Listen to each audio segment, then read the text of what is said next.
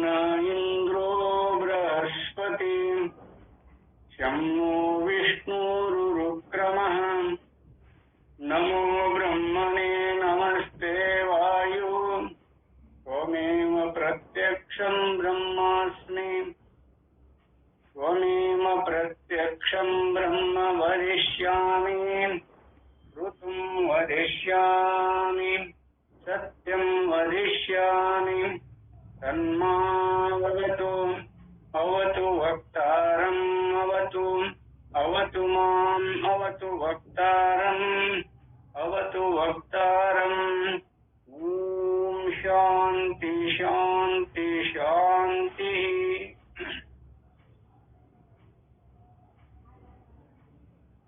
विश्वं दर्पण दृश्यमान नगरी तुल्यं निजान्तर्गतं पश्यन् आत्मने मायया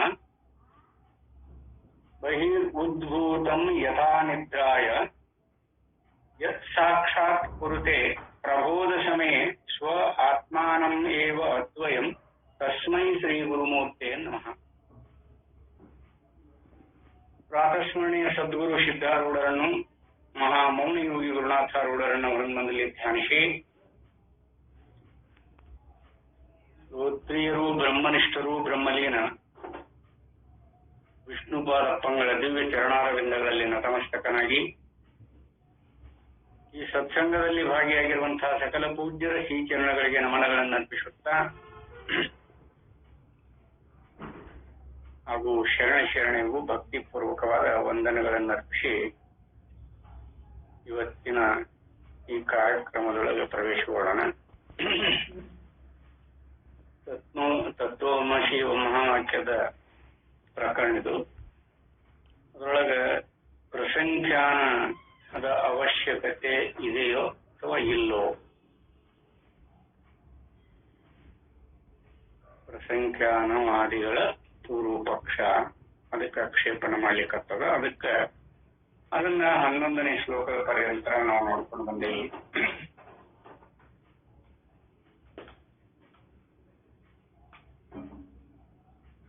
ಯಾವುದಾದ್ರೂ ಕೂಡ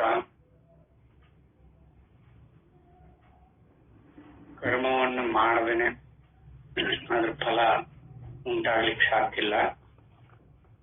ಬರೀ ಶ್ರವಣ ಮಾತ್ರದಿಂದ ಅದು ಸಿದ್ಧ ಆಗುವುದಿಲ್ಲ ಅಂತ ಹೇಳ್ಕೊಂಡು ಬಂದ.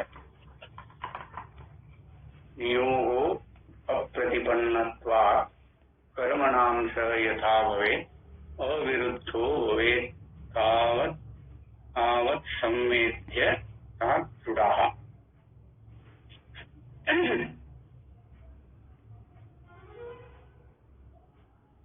ಇಲ್ಲೇ ಪ್ರಸಂಖ್ಯಾನಗಳ ಅವಶ್ಯಕತೆ ತುಂಬಾ ಎತ್ತುಕೊಂಡಿದೆ ಅಂತ ಪೂರ್ವ ಪಕ್ಷಿ ಅಭಿಪ್ರಾಯ.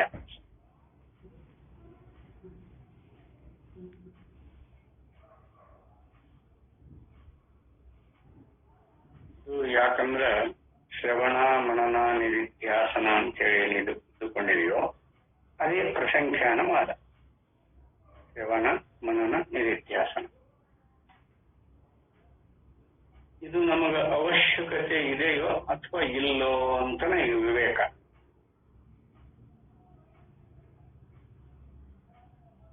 ಶ್ರವಣ ಅತ್ಯಂತ ಮಹತ್ವಪೂರ್ಣವಾಗಿರುವಂತದ್ದು.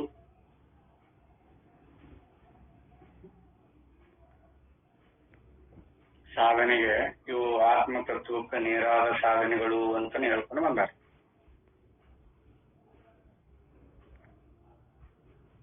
ಒಂದು ಅರ್ಥದೊಳಗೆ ಇವುಗಳ ಅವಶ್ಯಕತೆ ಮೇಲುನೋಟಕ್ಕೆ ನಮಗ ಅತ್ಯಂತ ಅವಶ್ಯ ಅಂತ ಗೊತ್ತಾಗ್ಯದ. ಶ್ರವಣನ ಇರಲಿಲ್ಲ ಅಂದ್ರೆ ತಿಳಿದಾಗ, ಅದು ದೃಢಪಡ್ಲಿಲ್ಲ ಅಂದ್ರೆ, ಅದನ್ನ ಮನನ ಮಾಡಿ ದೃಢ ಮಾಡ್ಕೊಳ್ಳಿಲ್ಲ ಅಂದ್ರೆ, ಅವಾಗನೂ ಆಗ್ಲಿಲ್ಲ ಅಂದ್ರೆ ಅದನ್ನು ನಿಧಿಧ್ಯಾಸನ ರೂಪದೊಳಗೆ ನಿಧಿಯನ್ನ ಹೇಗೆ ಲಕ್ಷ್ಯವಿಟ್ಟು ನಾವು ನಿಧಿಯ ಕಡೆ ಗಮನ ಇಟ್ಟು ಅದನ್ನ ರಕ್ಷಣೆ ಮಾಡ್ಕೊತೀವೋ ಆಗ ಈ ಆತ್ಮತತ್ವವನ್ನು ಈ ರೂಪದಿಂದ ಪರಮಾಣುವಾದದ ಅವಶ್ಯಕತೆ ಇದೆಯೋ, ಯಾವುದಕ್ಕ ಆತ್ಮತತ್ವವನ್ನು ತಿಳಿಯೋದಕ್ಕೆ ಇದರ ಅವಶ್ಯಕತೆ ಐತೋ ಇಲ್ಲೋ ಇದು ನಿರ್ಣಯ ಇವಾಗ.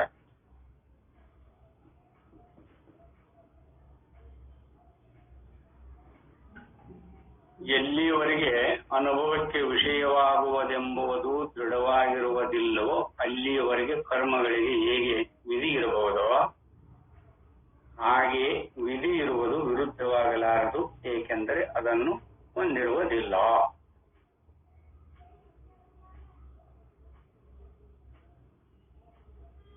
ಯಾವುದೋ ಒಂದು ಕರ್ಮ ಹಿಂಗಿಂಗ್ ಮಾಡಬೇಕು ಅಂತ ಶ್ರವಣ ಮಾಡಿದ ಮಾತ್ರಕ್ಕ ಅದು ನಮಗೆ ಫಲ ಕೊಡುವುದಿಲ್ಲ. ಶ್ರವಣ ಮಾಡಿದ ಮಾತ್ರಕ್ಕ ಅದು ಫಲ ಕೊಡುವುದಿಲ್ಲ. ಅದನ್ನೇನ್ ಮಾಡ್ಬೇಕು? ಕಾರ್ಯರೂಪದೊಳಗ ಆ ಕರ್ಮವನ್ನು ಮಾಡಿದಲ್ಲದೆ ಕರ್ಮವಾಗಲಿ ಅದರ ಫಲವಾಗಲಿ ಉಂಟಾಗುವುದಿಲ್ಲ. ಏನಾರ ಮಾಡಿದ್ರೆ ಅದನ್ನ ಕರ್ಮ ಮಾಡಬೇಕು, ಮಾಡದನ ಅದು ಸಾಧ್ಯ ಆಗುವುದಿಲ್ಲ. ಈಗಂತೂ ವಿಧಿಪಡಿಸ್ತಾನ ಪ್ರಸಂಖ್ಯಾನವಾದಿ ಶ್ರವಣ ಮಾಡಬೇಕು, ಮನನ ಮಾಡಬೇಕು, ನಿಧಿಧ್ಯಾಸನ ಮಾಡಬೇಕು ಅಂತ ವಿಧಿಪಡಿಸ್ತಾನೆ.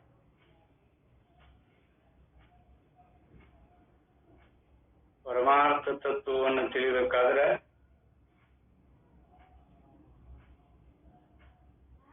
ಯಾವುದೇ ಉಪದೇಶದಲ್ಲಾಗಲಿ, ಯಾವುದೇ ಉಪದೇಶ ತಗೊಳ್ತಾನೆ, ಆತ್ಮತತ್ವವನ್ನು ವಿಧಿಪಡಿಸಿ ಏನಾದರೂ ಹೇಳಿದ್ದುಂಟ?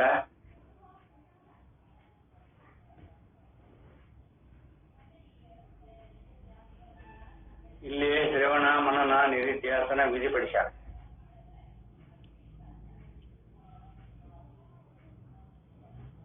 ಆದ್ರೆ ಆತ್ಮಬೋಧೆಯೊಳಗ ವಿಧಿ ಪಡಿಸುವಂತ ಕ್ರಿಯಾ ಕರ್ಮಾದಿಗಳು ಯಾವೂ ಇಲ್ಲ. ಭಾಷ್ಯಕಾರರಾಗಲಿ, ವ್ಯಾಖ್ಯಾನಕಾರರಾಗಲಿ, ದಾರ್ಶನಿಕರಾಗಲಿ, ಮೀಮಾಂಸಕರಾಗಲಿ ಎಲ್ಲರೂ ಏನ್ ಹೇಳ್ಕೊತ ಬಂದಾರ? ಏಕಾತ್ಮಿಕ ರೂಪದೊಳಗೆ ಆತ್ಮತತ್ವವನ್ನು ಬೋಧನೆ ಮಾಡ್ಕೊಂಡು ಬಂದಾರ.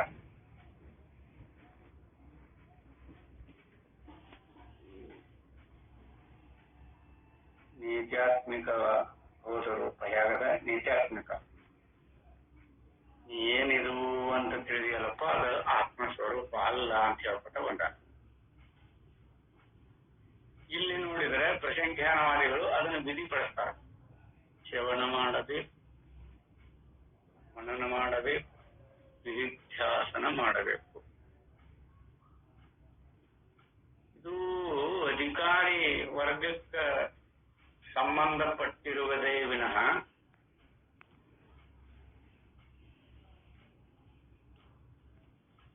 ಅದನ್ನ ಶ್ರವಣ ಹೇಗೆ ಮಾಡಬೇಕು ಅಂತೂ ಹೇಳ್ಕೊಂಡ. ಅದಕ್ಕೆ ಶ್ರವಣ ಅಂತ ಅಲ್ಲಿ ಹೇಳಿದ ವೇದಾಂತಿಗಳು. ಶಬ್ದ, ಶಬ್ದ ವಾಕ್ಯ, ವಾಕ್ಯದ ಅರ್ಥ, ಇವನ್ನ ಅರ್ಥೈಸಿಕೊಳ್ಳುವುದು ಶ್ರವಣ ಅಲ್ಲ ಅಂತ ಅವ್ರ ದೃಷ್ಟಿ. ಶಬ್ದ, ಶಬ್ದದ ಅರ್ಥವನ್ನು ತಿಳ್ಕೊಳ್ಳೋದು ಶ್ರವಣ ಅಲ್ಲ. ಪರಿಪೂರ್ಣವಾಗಿ ಅವ್ರೇನ್ ಹೇಳ್ತಾರ? ಎಲ್ಲಿಯವರೆಗೆ ಅನುಭವಕ್ಕೆ ವಿಷಯವಾಗುವುದೆಂಬುದು ದೃಢವಾಗಿರುವುದಿಲ್ಲವೋ ಅಲ್ಲಿವರೆಗೆ ಬೇಕಾದ್ರೆ ಈ ಕರ್ಮಾದಿಗಳನ್ನು ಇಟ್ಕೊಳ್ರಿ, ಬೇಡ ಅಂದಿಲ್ಲ.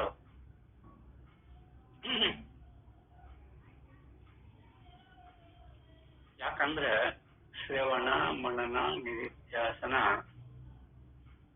ಅನುಭವಕ್ಕನುಸರಿಸಿ ನಾವು ನೋಡಿದ್ರೆ ಇದೆಲ್ಲ ಅಂತಃಕರಣಾದಿಗಳಿಗೆ ಸಂಬಂಧಪಟ್ಟಿರುವಂತ ವಿಷಯ.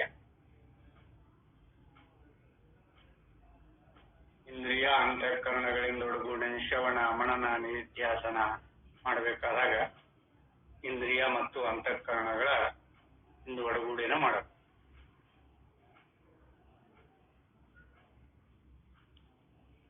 ವೇದಾಂತದೊಳಗ ಅಥವಾ ಬ್ರಹ್ಮತತ್ವವನ್ನು ತಿಳಿಯಲಿಕ್ಕೆ ಈ ಅಂತಃಕರಣ ಆಗಲಿ ಇಂದ್ರಿಯಗಳಾಗಲಿ ಇವೆಲ್ಲವೂ ಕಲ್ಪಿಸಿಕೊಂಡಿರುವ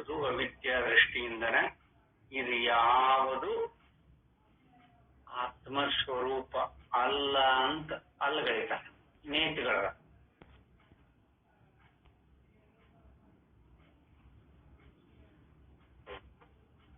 ಉಪನಿಷತ್ಕಾರರಾಗಲಿ ಹೇಳ್ತದೆ, ಶ್ರುತಿಗಳು ಹೇಳ್ತಾರೆ ಶ್ರವಣ ಮನನ ನಿಧಿಧ್ಯಾಸನ ನೇರಾದ ಸಾಧನ.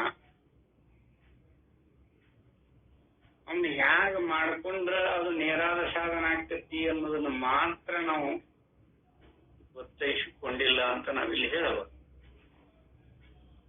ಅದು ವಿಧಿ ರೂಪದೊಳಗೆ ವಿಧಿ ಪಡಿಸುವಂಗಿಲ್ಲ. ಅದನ್ನ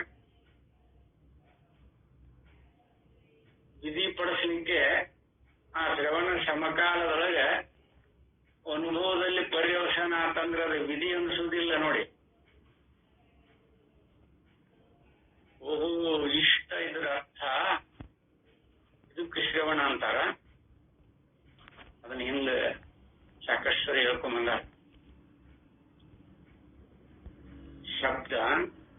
ಶಬ್ದ ಅಲ್ಲ ನಾವು ಶ್ರವಣ ಮಾಡೋದು. ಆ ಶಬ್ದ ನಮಗ ರೂಪದೊಳಗೆ ಪರಿವರ್ತನೆ ಆಗತ್ತೆ. ಶಬ್ದ ರೂಪದೊಳಗೆ ಅರ್ಥವತ್ತವಾಗಿ ರೂಪದೊಳಗೆ ಪರಿವರ್ತನೆ ಆಗ್ತದೆ. ಅದು ಆಭಾಸ ಚೈತನ್ಯದಿಂದ ಒಡಗೂಡಿ ಮಾತ್ರ. ಶ್ರವಣ ಮನನ ನಿಧಿಧ್ಯಾಸನ ಅಧಿಕಾರಿ ವರ್ಗಕ್ಕೆ ಅನುಸರಿಸಿಕೊಂಡು ಬಂದಿರುವಂತಹದ್ದು. ಯಾಕಂದ್ರೆ ಅದು ಅಂತಃಕರಣಾದಿಗಳ ವಿಶಿಷ್ಟ ರೂಪದೊಳಗೆ ಅಲ್ಲಿ ಕ್ರಿಯೆ ನಡೀತದ. ರೂಪ ಶಬ್ದ ಅಲ್ಲ, ಶಬ್ದ ರೂಪ ಅಲ್ಲ. ರೂಪ ನೋಡಿದ್ದು ಶಬ್ದದಿಂದ ಹೊರಗೆ ಬರ್ತದೆ, ಶಬ್ದ ಕೇಳಿದ್ದು ರೂಪದಿಂದ ಆಭಾಸದೊಳಗೆ ಜ್ಞಾನ. ಅವಕ್ಕೆ ನಿರ್ದಿಷ್ಟಪಡಿಸುವಂತಹ ವ್ಯವಧಾನ ಅಲ್ಲೆಲ್ಲ. ಹಂಗಾರೆ ನಾವು ಶ್ರವಣ ಯಾವ ರೂಪದೊಳಗೆ ಮಾಡ್ಬೇಕು? ಏನು ರೂಪದಿಂದ ಒಡಗೂಡಿ ಮಾಡ್ಬೇಕು, ಏನು ಶಬ್ದದಿಂದ ಒಡಗೂಡಿ ಮಾಡ್ಬೇಕು? ಶ್ರವಣ ಮಾಡಕತ್ತೇವಲ್ಲ, ಶ್ರವಣ ಏನ್ರಿ ಇದು ಶಾಸ್ತ್ರ? ಶ್ರವಣ ಮತ್ತು ಶಬ್ದದ ರೂಪದಿಂದಲೇ ಶ್ರವಣ ಮಾಡೋದು. ಶಬ್ದ ಬಿಟ್ಟು ಶ್ರವಣ ಮಾಡಕ್ ಬರ್ತದೆ? ಹೌದು, ಅದು ಹಂಗಿರ್ಬೇಕಲ್ಲ.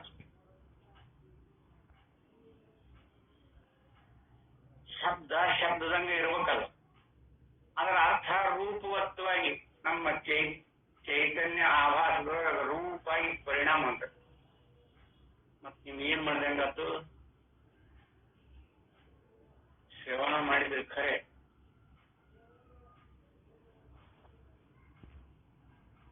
ಹಾಲು ಅನ್ನೋದೊಂದು ಶಬ್ದ,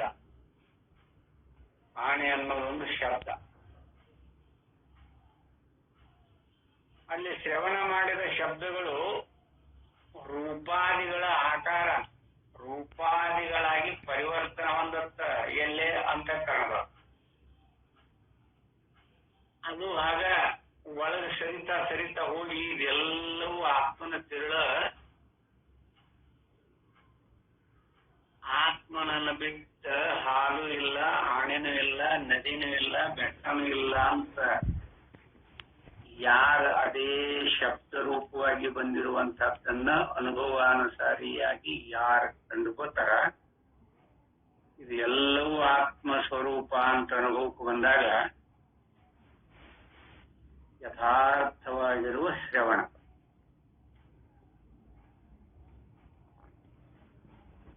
ನಮ್ಮನ್ನ ಈ ಮನೋಧ್ಯಾದಿಗಳು ಅಲ್ಲಿ ತನಕ ಹೋಗ್ಲಿಕ್ಕೆ ಬಿಡುದೇ ಇಲ್ಲ.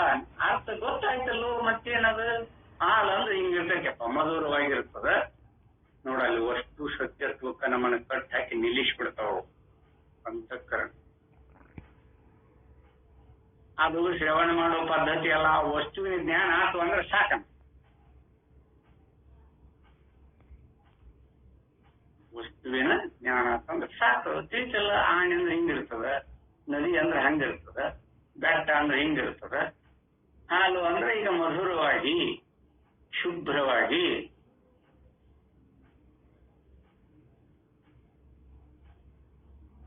ಹಾಲನು ರೂಪ ಆಕಾರದಿಂದ ತೋರುತ್ತೆ, ಅನುಭವಕ್ಕೆ ಬರುತ್ತೆ.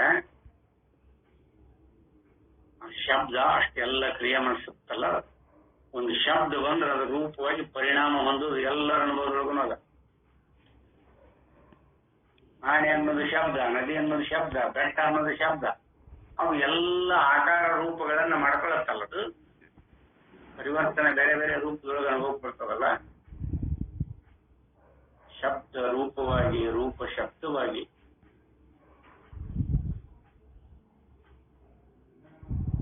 ಅದು ನಮ್ಮ ಆತ್ಮಾನುಭವದೊಳಗೆ ಹೇಗೈತಿ ಅಂತ ಶ್ರವಣ ಮಾಡಿದ್ರ ನೋಡಲ್ಲ. ಅನುಭವದೊಳಗೆ ಅದು ಹೇಗೈತಿ ಅಂತ ನೋಡಿದ್ರೆ ಅದೆಲ್ಲ ಆ ಆತ್ಮನ ಸ್ವರೂಪವೇ ಅಂತ ಯಾರಿಗಾದ್ರೂ ಅನುಭವಕ್ಕೆ ಬಂದಿತ್ತು ಅಂದ್ರೆ, ನದಿ ಇರ್ಲಿ, ಬೆಟ್ಟ ಇರ್ಲಿ, ಆನೆ ಇರ್ಲಿ, ಹಾಲಿರ್ಲಿ, ಮೊಸರಿರ್ಲಿ, ಮಜ್ಜಿಗಿರ್ಲಿ, ಅದು ತುಪ್ಪ ಇರ್ಲಿ, ಯಾವ್ದಾಗ್ಲಿ ಅದು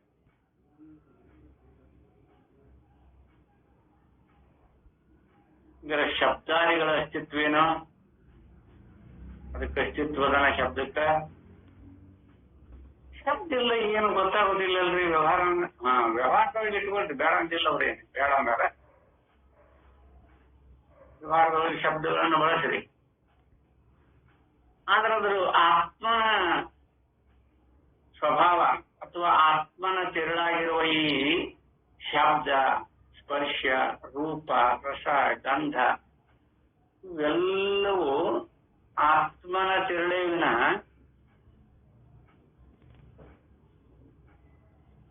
ಅಂತಃಕರಣಾದಿಗಳ ಬಹುರೂಪದೊಳಗೆ ನಮಗೆ ತೋರಿಸಿದ್ರು ಕೂಡ ಇದೆಲ್ಲ ಆತ್ಮನ ತಿರುಳ ಅಂತ ಯಾರಿಗೆ ಶ್ರವಣ ಸಮಕಾಲದೊಳಗೆ ನಿಶ್ಚಿತ ಆಗ್ತದನೋ ಅವ ಶ್ರವಣಾರ್ಥಿ, ಅವನು ಶ್ರವಣ ಮಾಡುವ.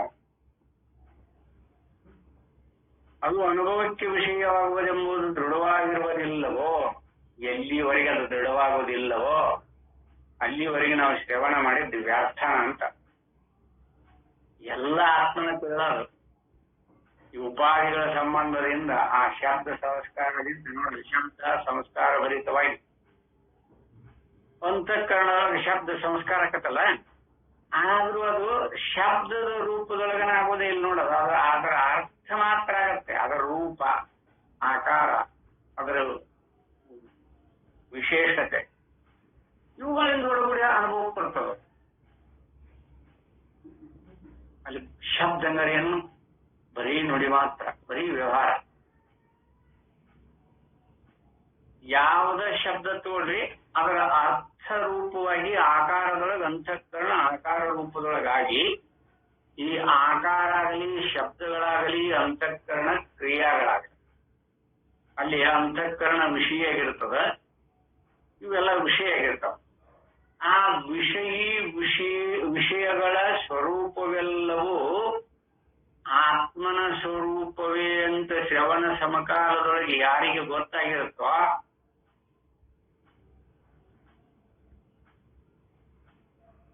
ಅವ ಯಥಾರ್ಥವಾಗಿ ಶ್ರವಣ ಮಾಡುವ ಪದ್ಧತಿ ಗೊತ್ತೈತಿ ಅಂತ.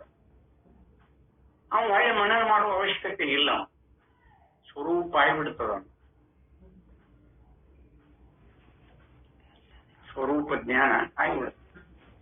ಅದೇ ನಾವು ಮನನ ಮಾಡೋದಾಗ್ಲಿ, ನಿಧಿಧ್ಯಾಸನ ಮಾಡೋ ಅವಶ್ಯಕತೆ ಇಲ್ಲ. ಯಾರಿಗೆ ಶ್ರವಣ ಪದ್ಧತಿ ಗೊತ್ತಿಲ್ಲವೋ ಅವಾಗನ ಪುನರಪಿ ನೀವು ಎಷ್ಟು ಯುಗಗಳ ಪರ್ಯಂತರ ನೀವು ಅದನ್ನ ಅಹಂ ಬ್ರಹ್ಮಾಸ್ಮಿ, ಅಹಂ ಬ್ರಹ್ಮಾಸ್ಮಿ, ಅಹಂ ಬ್ರಹ್ಮಾಸ್ಮಿ ಅನ್ಕೋತ ಕೂತ್ರ ಅದು ಎಂದು ಸಂಸ್ಕಾರ ಆಗುತ್ತೆ.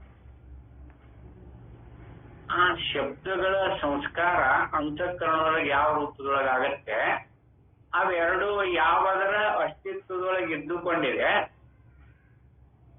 ಇವೆರಡಕ್ಕೂ ಅಲ್ಲಿ ವಿಷಯಗಳಿಗೆ ಯಾವ್ದು ಆಸ್ಪದ ಮಾಡಿಕೊಟ್ಟದೋ ಅದರ ಸ್ವಭಾವ ಯಾಂಥದ್ದು ಅಂತ ಶ್ರವಣ ಸಮಕಾಲದೊಳಗೆ ತಿಳಿದಾದ್ರೆ ಮನನ ಮಾಡೋ ಅವಶ್ಯಕತೆ ಇಲ್ಲ. ಅವಾಗ ಏನಾದ್ರು ಉಳಿತೈತೇನ್ರಿ? ಹಗ್ಗನ ಹಗ್ಗ ಅಂತ ಗೊತ್ತಾದ ಮೇಲೆ ಏನಾದ್ರು ಕರ್ಮ ಮಾಡೋದು ಏನಾದ್ರು ಉಳಿತೈತೆ? ಹಗ್ಗನ ಹಗ್ಗ ಅಂತ ನೋಡಿದ ಮೇಲೆ, ನಿಶ್ಚಿತ ಆದ ಮೇಲೆ ಕೋಲು ತಗೋ ಬಡಿ ಹಾವಿನಂಗ್ ಕಂಡತಿ ಅದ್ರ ಶೇರ್ಗೀರ್ಕೊಂಡತಿ ಅಂತ ನೋಡಪ್ಪ ಅಂತ ಏನಾರ ಸಮಸ್ಯೆ ಬರ್ತದೆ ನಾವು ಕೈಯಾಗಿಡದ ತೋರಿಸ್ತ ನೋಡು ನಿನ್ನ ಹಾವು ಎಂಥದ್ದಲ್ಲಿ ಅವಾಗ ಏನಾರ ಕ್ರಿಯಾ ಇವನಲ್ಲಿರುವ ಭಯ ಚಿತ್ಕಾರ ಭಯಪಟ್ಟು ಗಾಬರಿಯಾಗಿ ಬೆವರು ಬಂದು ಎಂಥದ್ದು ಇನ್ನೊಂದು ಹೆಜ್ಜೆ ಕಿತ್ತಿಟ್ಟಿದ್ದೆ ಅಂದ್ರೆ ಅದ್ರ ಮೇಲೆ ಕಾಲಿಟ್ಟಿದ್ನೋ ಅಂತಾನೆ. ಎಲ್ಲಾ ಶೋಕಮೋಹಗಳು ಎಲ್ಲವೂ ಬಿಟ್ಟು ಹೋಗ್ಬಿಡ್ತಾವಲ್ಲ. ಶ್ರವಣ ಸಮಕಾಲ ಶ್ರವಣ ಮಾಡುವ ಪದ್ಧತಿ ಆಗಿರ್ಬೇಕು. ಅದಕ್ಕೆ ಇಲ್ಲೇ ಇನ್ನೂ ಅವರು ಅನೇಕ ದೃಷ್ಟಾಂತಗಳನ್ನು ಇಲ್ಲಿ ಕೊಟ್ಟು ಅದರ ಅವಶ್ಯಕತೆ ಐತಿ. ಶ್ರವಣ ಮನನ ನಿಧಿಧ್ಯಾಸನ ಇವು ಬ್ರಹ್ಮತತ್ವ ಕನೇರಾದ ಸಾಧನಗಳು ಅಂತ ಹೇಳ್ಕೊತ ಬರ್ತಾರೆ. ಅದರ ಶ್ರವಣಾರ್ಥಿ ಯಥಾರ್ಥವಾಗಿ ಅಧಿಕಾರಿ ಏನಿದ್ದಾನಲ್ಲ ಅವನು ಯಥಾರ್ಥವಾಗಿ ಏನಿದು ಉಪನಿಷತ್ಕಾರರಾಗಲಿ ಭಾಷ್ಯಕಾರರಾಗಲಿ ವ್ಯಾಖ್ಯಾನಕಾರರಾಗಲಿ ದಾರ್ಶನಿಕರಾಗಲಿ ಎಲ್ಲರೂ ಆತ್ಮತತ್ವವನ್ನ ನಿಧ್ಯಾತ್ಮಿಕವಾಗಿ ನಾವು ಬೋಧ ಮಾಡ್ಯಾರ. ಅದು ನೀನಲ್ಲ ಅದು ನೀನಲ್ಲ ಅದು ನೀನಲ್ಲ ಅಂತ ಹೇಳ್ಕೊತ ನಿನ್ನ ಸ್ವರೂಪಕ್ಕ ಇವು ಯಾವ ಸೇರಿಕೊಂಡಿಲ್ಲ ಅಂತಾನೆ ಹೇಳ್ಕೊತ ಇವ್ರು ಇಲ್ಲಿ ವಿಧಿಪಡಿಸ್ತಾರೆ. ಯಾವುದು ಶಕ್ತಿ ಇದ್ರಾಗ ಶ್ರವಣ ಮನನ ನಿಧಿಧ್ಯಾಸನಗಳೆಲ್ಲವೂ ಅಂತಃಕರಣ ಸಂಬಂಧಪಟ್ಟಿರದೆ. ಆದ್ರೆ ಅಂತಃಕರಣಾದಿಗಳ ಸಂಬಂಧ ಆತ್ಮಸ್ವರೂಪಗಳು 7 ಕಾಳಷ್ಟು ಇಲ್ಲ ಅಂತ ಅವ್ರು ಹೇಳ್ತಾರೆ. ಇವನ್ನೆಲ್ಲನೂ ಅಲ್ಗದ ಪ್ರತಿ ಜ್ಞಾನ ಅಲ್ಗದಾರ, ವೇದನಾನುಭವಗಳನ್ನ ಅಲ್ಗದಾರ, ಆತ್ಮಾನುಭವವನ್ನು ಮಾತ್ರ ಒಪ್ಕೋತಾರ. ಇವೆಲ್ಲವೂ ಅಲ್ಲ ಅಂತಾನೆ ಹೇಳ್ತಾರೆ. ವೇದಾಂತಕ್ಕ ಆ ಮಾರ್ಗ ಸುಲಭವೋ ಅಥವಾ ಈ ಶ್ರವಣ ಮನನ ಮಾಡೋದ್ರಿಂದ ನಾವು ಏನಾದ್ರೂ ಆತ್ಮತತ್ವವನ್ನು ಕಾಣಬಹುದು. ಅಹಂ ಬ್ರಹ್ಮ ಅಂತ ಅಮನ ಮಾಡ್ಕೊತ ಕೂತ್ರ ನಾನ ಬ್ರಹ್ಮಿದ್ದೇನೆ ಅಹಂ ಬ್ರಹ್ಮಾಸ್ಮಿ ಅನ್ಕೋತ ನಾವು ಜಪ ಮಾಡ್ಕೋತ ಕೂತ್ರ ಎಂದಾದ್ರೂ ಆಗ್ಬೋದು. ಅಥವಾ ಶ್ರವಣ ಸಮಕಾಲದೊಳಗ ಬ್ರಹ್ಮ ಸ್ವರೂಪ ಹೇಗೈತಿ ಅಂತ ಅದ ಶ್ರವಣ ಸಮಕಾಲದೊಳಗನ ಕಂಡುಕೊಂಡಾಗ ನಮಗ ಬ್ರಹ್ಮ ಸ್ವರೂಪ ಗೊತ್ತಾಗತ್ತೆ. ಬರೀ ಶ್ರವಣ ಮನನ ನಿಧಿಧ್ಯಾಸನ ಮಾಡಿದ್ರೆ ಆಗೋದಿಲ್ಲ. ಇವು ಅಂತಃಕರಣಾದಿಗಳಲ್ಲಿ ಆಗುವ ಧರ್ಮ.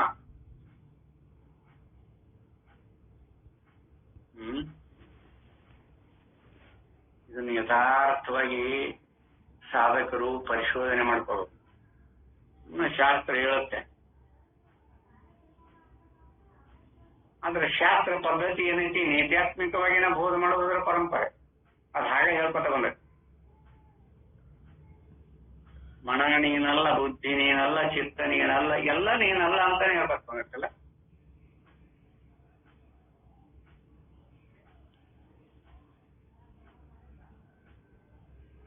ಅದು ಸತ್ ಚಿತ್ತ ಆನಂದ ಸ್ವರೂಪ ಅದೇನು ನಾನಂತ ಹೇಳ್ಕೊಂಡಿಲ್ಲ.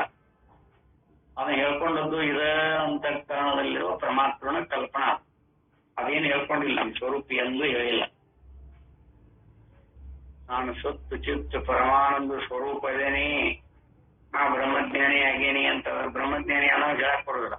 ಒಂದ್ ವೇಳೆ ಅವ ಹೇಳಿದ ಅಂದ್ರೆ ಅವ ಬ್ರಹ್ಮಜ್ಞಾನಿ ಅಲ್ಲ.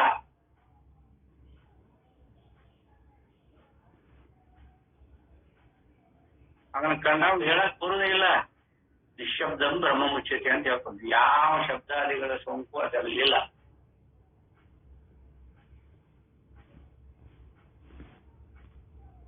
ಅದಕ್ಕೆ ಪ್ರಸಂಖ್ಯಾನವಾದಿಗಳ ಪಕ್ಷ ನಮ್ಮ ಅಂತಃಕರಣ ಶುದ್ಧಿ ಮಾಡ್ತದ, ನಮ್ಮ ಮನಸ್ಸನ್ನು ಹಿಡಿದು ನಿಲ್ಲಿಸ್ತತಿ, ಆ ಕಡೆ ಈ ಕಡೆ ಹೋಗ್ಲಿಕ್ಕೆ ಬಿಡುವುದಿಲ್ಲ. ಇದೆಲ್ಲ ಅಂತಃಕರಣ ಧರ್ಮಾದಿಗಳನ್ನ ಇಟ್ಟುಕೊಂಡು. ಆದ್ರೆ ಇದು ಯಾವುದು ಪರಮಾರ್ಥ ಅಲ್ಲ. ಇದನ್ನು ನಾವು ಗಮನದಾಗ ಇಡಬೇಕಾಗೈತಿ. ಇಲ್ಲಿ ಒಪ್ಪುದೇ ಶ್ರವಣ ಮನನ ನಿಧಿಧ್ಯಾಸನ ಆ ಅಧಿಕಾರಿ ವರ್ಗಕ್ಕೆ ಸಂಬಂಧಪಟ್ಟು ನೋಡ ಉತ್ತಮಾಧಿಕಾರಿ ಶ್ರವಣ ಸಮಕಾಲದೊಳಗನ ಆತ್ಮಸ್ವರೂಪದೊಳಗ ನಿಲ್ದ ಅಂತ ಅವರೇ ಹೇಳ. ಹಂಗಾರೆ ಶ್ರವಣ ಮಾಡುವ ಪದ್ಧತಿ ಎಂಥದ್ದು ಅಂತ ಗೊತ್ತೈಸುವುದಿಲ್ಲ. ಎಲ್ಲಿವರೆಗೆ ಅನುಭವಕ್ಕೆ ವಿಷಯವಾಗುವುದೆಂಬುದು ದೃಢವಾಗಿರುವುದಿಲ್ಲವೋ ನೋಡಿ. ನಿಯೋಗೋ ಅಪ್ರತಿಪನ್ನತ್ವ ಕರ್ಮಣಾಂಶ ಯಥಾ ಭವೇ. ನಮಗೆ ಅಲ್ಲಿವರೆಗೆ ಅದು ಆಗುವುದೇ ಇಲ್ಲ. ಅದಕ್ಕೆ ಇನ್ನ 12ನೇ ಶ್ಲೋಕಕ್ಕ ಚೇಷ್ಟಿತಂಚ ತಥಾ ನಿತ್ಯ ಸ್ವಚ್ಛಂದ ಪ್ರತಿಪದ್ಯತೆ ಪ್ರಸಂಖ್ಯಾನಮತಃ ಕಾರ್ಯಂ ಯಾವ ಆತ್ಮ ಅನುಭೂಯತೆ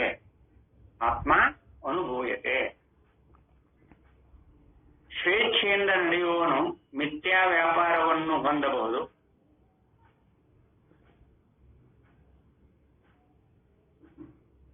ಸ್ವೇಚ್ಛೆಯಿಂದ ನಡೆಯುವವನು ಮಿಥ್ಯಾ ವ್ಯಾಪಾರವನ್ನು ಹೊಂದಬಹುದು. ಆದ್ದರಿಂದ ಆತ್ಮಾನುಭವವಾಗುವವರೆಗೂ ಪ್ರಸಂಖ್ಯಾನವನ್ನು ಮಾಡಬೇಕು.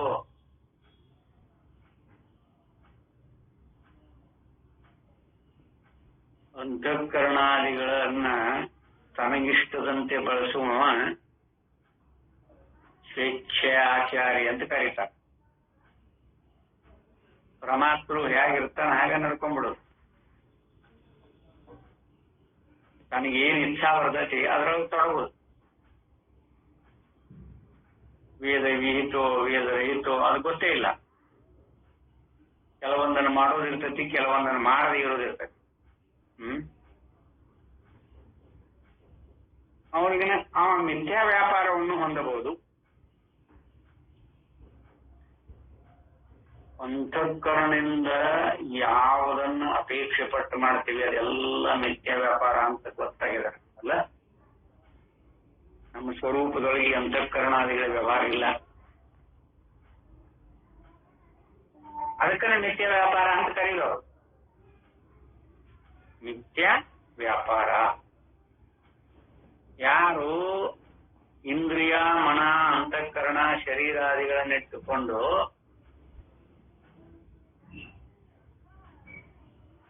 ಯಾರು ವಿವೇಕ ಮಾಡ್ತಾರ ಅವರೆಲ್ಲ ಮಿಥ್ಯ ವಿಚಾರಣೆ ಮಾಡ್ತಾರ. ಅವ್ರಿಗೆ ಸ್ವೇಚ್ಛಾಚಾರಿ ಅಂತ ಕರೆದದ್ದು. ತನ್ನ ಸ್ವಭಾವ ಅಥವಾ ತನ್ನ ಆತ್ಮಸ್ವರೂಪ ಅಲ್ಲದರಲ್ಲಿ ಅದ ಅಂತ ತಿಳ್ಕೊಂಡ ತಪ್ಪು ತಿಳುವಳಿಕೆ, ಇದ ಮಿಥ್ಯಾಚಾರ. ಅದಕ್ಕೆ ಶ್ರವಣ ಮನನ ಅದಕ್ಕೆ ಇದಕ್ಕೆ ಏನು ಸಂಬಂಧ? ಇದು ಅಂತಃಕರಣಾದಿಗಳಲ್ಲಿ ಅನುಭವವಾಗುವವರೆಗೂ ಪ್ರಸಂಖ್ಯಾನವನ್ನು ಮಾಡಬೇಕು. ಪ್ರಸಂಖ್ಯಾನಕ್ಕೂ ಅದಕ್ಕೂ ಏನ್ ಸಂಬಂಧ? ನೀವು ಪ್ರಸಂಖ್ಯಾನ ಮಾಡ್ಬೇಕಾದ್ರೆ ಅಂತಃಕರಣ ಬೇಕು, ಪರಮಾತ್ಮ ಬೇಕು. ಕರ್ತೃ ಇಲ್ಲದನ ಶ್ರವಣ ಮಾಡ್ಲಿಕ್ಕಾಗತ್ತೇನ್ರಿ?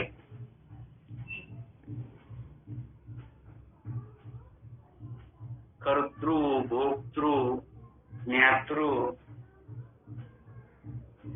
ಇವ್ರು ಯಾರು ಆತ್ಮಸ್ವರೂಪ ಅಲ್ಲ ಅಂತ ವೇದಾಂತದೊಳಗ ನೇತ್ಯಾತ್ಮಿಕವಾಗಿನ ಹೇಳ್ಕೊಂಡು ಬಂದ. ನಮ್ಮ ಅಂತಃಕರಣ ಆಗಲಿ, ಇಂದ್ರಿಯಗಳಾಗಲಿ, ಪ್ರಪಂಚವಾಗಲಿ ಯಾವ ನಮ್ಮ ಆತ್ಮನ ಸ್ವರೂಪ ಅಲ್ಲ ಅಂತ ಹೇಳ್ಕೊಂಡ. ಈಗ ಅಂತಃಕರಣದಿಂದ ಆಗುವ ಶ್ರವಣ ಮನನ ಕ್ರಿಯಾದಿಗಳು ಅವನನ್ನು ನೇರಾಗಿ ತಿಳಿಸಕ್ ಸಾಧ್ಯನ? ಅದಕ್ಕೆ ಶ್ರವಣ ಮಾಡುವ ಪದ್ಧತಿ ಗೊತ್ತೈಸಿಕೊಂಡ ಶ್ರವಣ ಮಾಡಬೇಕು. ಶಬ್ದ ಬಂದಂಗ ಶಬ್ದ ಇರುವುದಿಲ್ಲ, ಅದು ಅರ್ಥರೂಪವಾಗಿ ರೂಪಾದಿಗಳ ಆಕಾರ ತಾಳತ್ತೆ. ಆ ಆಕಾರ, ಈ ಶಬ್ದ, ಇವೆರಡೂ ನಮ್ಮ ಅರಿವಿನೊಳಗ ನೋಡಲ್ಲಿ ಅವೆರಡೂ ನಮ್ಮ ಅರಿವಿಗೆ ವಿಷಯ ಆಗೋದ್ರಿಂದ ಅವೆಲ್ಲವೂ ಅರಿವಿನ ತಿರಳೇವಿನ ಮತ್ತೊಂದಲ್ಲ. ಯಾರಿಗೆ ಶ್ರವಣ ಸಮಕಾಲದೊಳಗೆ ನಿಶ್ಚಿತ ಆಗ್ತದೋ ಇಲ್ಲಿನೂ ನೇತ್ಯಾತ್ಮಿಕವಾಗಿನ ತಿಳ್ಕೋಬೇಕು. ನಿಷೇಧ ರೂಪದೊಳಗೆ ಹೋದಿರ್ತದ ಇಲ್ಲಂತಲ್ಲ.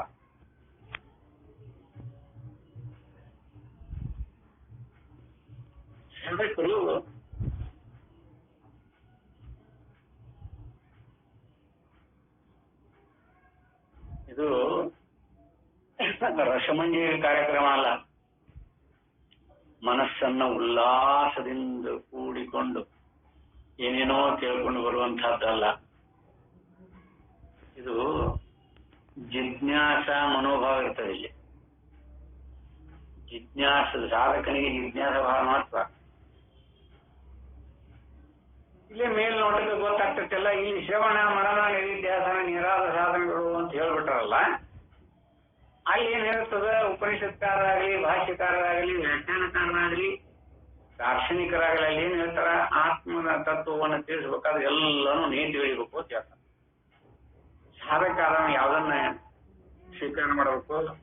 ಇಲ್ಲಿ ಅಧಿಕಾರಿ ವರ್ಗಕ್ಕ ಆ ಅಧಿಕಾರಿ ವರ್ಗಕ್ಕ ಅನುಸರಿಸಿಕೊಂಡು ಕೆಲವೊಬ್ಬರಿಗೆ ಶ್ರವಣ ಸಮಕಾಲದೊಳಗನ ಆ ಅನುಭವ ಗೋಚರ ಆಗಿಬಿಡುತ್ತೆ. ಆತ್ಮ ಸ್ವರೂಪದೊಳಗೆ ನಿಂತು ಬಿಡ್ತಾನ. ಅವ್ ಮಾಡೋ ಕ್ರಮ ಯಾವುದು? ಶಬ್ದದಿಂದರ ಬಂದಿರ್ಲಿ, ಅನುಮಾನದಿಂದರ ಬಂದಿರ್ಲಿ, ಪ್ರತ್ಯಕ್ಷದಿಂದರ ಬಂದಿರ್ಲಿ, ಇವು ಯಾವ ಸ್ವತಂತ್ರವಾಗಿದ್ದುಕೊಂಡಿಲ್ಲ.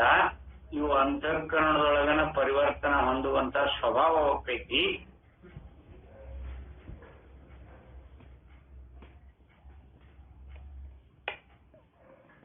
ಮಣ್ಣು ಅನೇಕ ರೂಪದ ಮಡಿಕೆ ಪುಡಿಕೆಯಾದಿಗಳ ರೂಪದೊಳಗೆ ತೋರೋದಿಲ್ಲ. ಅದು ಬರೀ ನುಡಿ ಮಾತ್ರ ತಾನೆ. ನಮ್ಮ ಸ್ವರೂಪದೊಳಗೆ ಏನಾರ ಐತೆ. ಅದು ಕಾರಣವಾಗಿರುವಂತಹ ಮಣ್ಣಾಗಲಿ, ಅದರಿಂದಾಗುವ ಕಾರ್ಯರೂಪದೊಳಗೆ ತೋರಿರುವ ಮಡಿಕೆ ಪುಡಿಕೆಯಾದಿಗಳಾಗಲಿ, ಅವು ಎರಡೂ ನಮ್ಮ ಸ್ವರೂಪಕ್ಕೆ ವಿಷಯ. ನಾವು ಅದೆಲ್ಲ ಆತ್ಮನ ತಿರುಳ.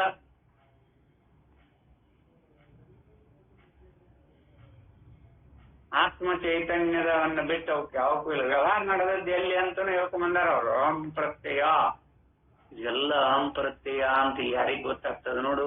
ಅವ ಶ್ರವಣ ಸಮಕಾಲದೊಳಗೆ ನಿಂತು ಬಿಡ್ತಾನ. ಆ ಶಬ್ದ ಬರಲಿ, ಅದರ ರೂಪ ಅರ್ಥ ರೂಪದಿಂದ ನಮಗ ಕಂಡಿರ್ಲಿ, ಇದು ಎಲ್ಲ ಅಹಂ ಪ್ರತ್ಯಯ ರೂಪನ. ಇದು ಯಾವುದು ನಮ್ಮ ಆತ್ಮ ಸ್ವರೂಪ ಅಲ್ಲ ಅಂತ ಶ್ರವಣ ಸಮಕಾಲದೊಳಗೆ ಯಾರು ಕಾಣ್ತಾರ ಉತ್ತಮ ಅಧಿಕಾರಿ, ನೇರಾಗಿ ಅವನ ಫಲ ಸಿಗುತ್ತದೆ.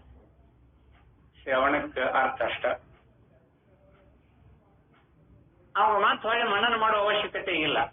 ಮನನ ಯಾರಕ್ಕೂ ಮಾಡ್ಬೇಕು? ಇಲ್ಲಿ ಪರ್ಯಂತ ನೋಡ್ಕೋತಾನ. ಇವೆಲ್ಲ ಅಹಂ ಪ್ರತ್ಯಕ್ಕನ ಗೋಚರ ಶಬ್ದ, ರೂಪ, ರಸ, ಗಂಧ ಏನದವಲ್ಲಿ. ಶ್ರವಣಕ್ಕೆ ಅತ್ಯಂತ ಪ್ರಾಧಾನ್ಯವಾಗಿರುವುದಂತೂ ಶಬ್ದ, ವಿಷಯಾದಿಗಳಲ್ಲಿರುವುದಿಲ್ಲ. ಆದ್ರೆ ಅದು ಪರಿವರ್ತನ ಹೊಂದುತ್ತಲ್ಲ ಅಂತಃಕರಣಕ್ಕೆ ಒಂದು ಹೇಳ್ತಾನೆ. ನದಿ ಅಂದ್ರೆ ನದಿ ಆಕಾರ ಆಗುತ್ತೆ, ಬೆಟ್ಟ ಅಂದ್ರೆ ಬೆಟ್ಟದ ನೋಡಲ್ಲ. ರೂಪಾದಿಗಳ ಧಾರಣ ಮಾಡ್ಕೊಡುತ್ತೆ. ಶಬ್ದ ರೂಪಾದಿಗಳ ಅರ್ಥ ರೂಪದಲ್ಲಿ ಉಳ್ಕೊಳತ್ತಲ್ಲ, ಅದು ಜ್ಞಾನ ಆಗತ್ತಲ್ಲ. ಇದು ಎಲ್ಲ ಅಹಂ ಪ್ರತ್ಯೇಕನ ಗೋಚರವಿನ ಆತ್ಮ ಸ್ವರೂಪದೊಳಗೆ ಇಲ್ಲ ಅಂತ ಯಾವ ಶ್ರವಣ ಮಾಡ್ತಾನೆ ಅವಾಗ ಮನನ ಮಾಡುವ ಅವಶ್ಯಕತೆ ಇಲ್ಲ. ಅದ್ರೊಳಗೆ ಇಲ್ಲ ಕಾರಣ ಇದ್ದವ. ಇದು ಎಲ್ಲವೂ ಅಹಂ ಪ್ರತ್ಯೇಕ ಗೋಚರ ಅನ್ನೋದನ್ನ ತಿಳಿದ ನಂತರ ಅದನ್ನು ಒಳ್ಳೆ ಮನನ ಮಾಡ್ಬೇಕವ. ಮಧ್ಯಮಾಧಿಕಾರಿ ಅಂತ ಬಿಡದಂಗ ಅದನ್ನ ಜಪ ಮಾಡ್ಕೊತ ಕೊಂಡ್ರು ಅದು ಕನಿಷ್ಠ ಅಧಿಕಾರಿ. ನಿಧಿಧ್ಯಾಸನ ಇದಕ್ಕೂ ಆಗಲಿಲ್ಲ, ನಿಧಿಧ್ಯಾಸನ ಎಲ್ಲ ಮಾಡುವಂತ ಹೇಳ್ತ. ದೃಷ್ಟಾಂತಗಳನ್ನು ಚೆಂದಾಗಿ ಹೇಳ್ತಾರೆ, ಇಲ್ಲ ಅಂತಲ್ಲ. ದೃಷ್ಟಾಂತಗಳ ಅವಶ್ಯಕತೆ ಏನು ಬೇಕಿಲ್ಲ. ಮೆರಗು ಬರ್ತದೆ, ಅದಕ್ಕೆ ದೃಷ್ಟಾಂತ ಕೊಟ್ರೆ ಮೆರಗು ಬರ್ತದೆ.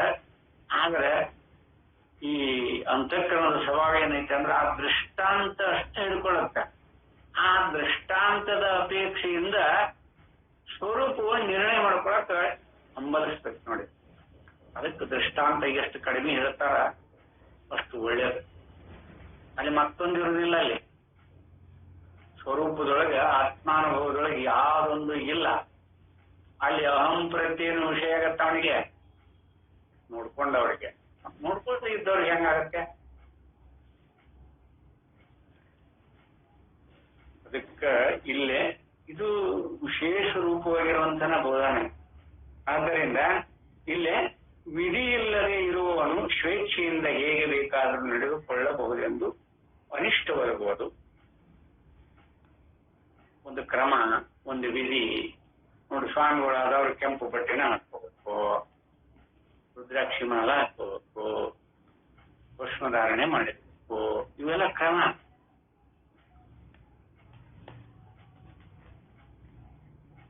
ಹಿಂಗೆಲ್ಲ ಏನು ಕ್ರಮ ಅದಾವಲ್ಲ, ಇದಕ್ಕೆ ವಿಧಿ ವಿಧಿ ವಿಧಿ ಅಂತ ಪಡಿಸ್ಯಾರ. ವಿರೋಧದೊಳಗೆ ವಿಧಿ ಪಡಿಸ್ಯಾರ. ಅವನ ಆಚಾರ ವಿಚಾರ ತನಗಾಗಿ ಅಲ್ಲದೆ ಇದ್ರು ಮಂದಿಗೆ ತೋರಿಸಿಕೊಳ್ಳುವ ಸಂಬಂಧ ಆದ್ರೂ ಅಷ್ಟು ವೇಷಭೂಷಣಗಳನ್ನ ಹಾಕೋಬೇಕು. ಈಗ ವೇಷಗಾರ ಬಂದಿರ್ತಾರಲ್ಲ, ರಾಜ ನೋಡಲ್ಲಿ ರಾಮ ಲಕ್ಷ್ಮಣ ಸೀತಾ ಪಾತ್ರಗಳನ್ನು ಮಾಡಿರ್ತಾರ, ಸಂಭಾಷಣೆ. ವೇಷಗಾರರು ರಾಮ ಲಕ್ಷ್ಮಣ ಸೀತಾ ಹನುಮಂತ ಇವರು ವೇಷಗಳನ್ನ ಹಾಕೊಂಡಿರ್ತಾರ. ಆ ವೇಷ ಹಾಕೊಂಡ್ರೆ ಅದೇನಾಗೋದಿಲ್ಲ. ಆ ಪಾತ್ರ ಮುಗಿದ ತಕ್ಷಣ ಮತ್ತೆ ಬಿಡಿಸಿ ಎತ್ತಿರ್ತಾರ. ಬೈಲಲ್ಲ ಅವ್ರ ಬಲ್ಲೆ. ವೇಷಗಾರರು ವೇಷ ಹಾಕೊಂಡು ಮನೆ ಮನೆಗೆ ಬಂದು ಮನೆಗೆ ಭಿಕ್ಷಾಟನೆ ಮಾಡ್ತಾರ ಅವ್ರಷ್ಟೇ. ವೃತ್ತಿ ಅದು. ಆಗ ಇವು ಬರೀ ಒಂದು ಯೂನಿಫಾರ್ಮ್ ಇದೆ. ಸ್ವಾಮಿಗಳದೊಂದು ಯೂನಿಫಾರ್ಮ್, ಗೃಹಸ್ಥರದೊಂದು ಯೂನಿಫಾರ್ಮ್. ನಾವು ಬರೀ ಯೂನಿಫಾರ್ಮಿಗೆ ಗಂಟು ಬಿದ್ದೀವಿ. ಹಂಗನ ಇಲ್ಲೇ ಶ್ರವಣ ಮನನ ನಿಧಿಧ್ಯಾಸನನ್ನು ಯೂನಿಫಾರ್ಮ್ ಇದ್ದಂಗನೆ ಒಂದೇ ರೂಪದೊಳಗೆ ಇರುವುದಿಲ್ಲ. ಅಂದ್ರೆ ಶ್ರವಣ ಮಾಡಬೇಕಾದಾಗ ಏನಂತ ಮಾಡ್ಕೋಬೇಕಂದ್ರೆ ಇದೆಲ್ಲವೂ ಅಹಂ ಪ್ರತ್ಯಯದಲ್ಲೇನೆ ಇದ್ದುಕೊಂಡಿರುವುದು. ಇದು ಯಾವುದೂ ನನ್ನ ಆತ್ಮಸ್ವರೂಪ ಅಲ್ಲ ಅಂತ ಶ್ರವಣ ಸಮಕಾಲದೊಳಗೆ ಯಾವುದೇ ಶಬ್ದ ಬಂದಿರಲಿಲ್ಲ. ಶ್ರವಣ ಮಾಡೋ ಮುಂದೆ ಉಪದೇಶ ಹೇಳುತ್ತದೆ, ವಾಕ್ಯ ಮಹಾವಾಕ್ಯಗಳನ್ನು ಹೇಳ್ತದೆ.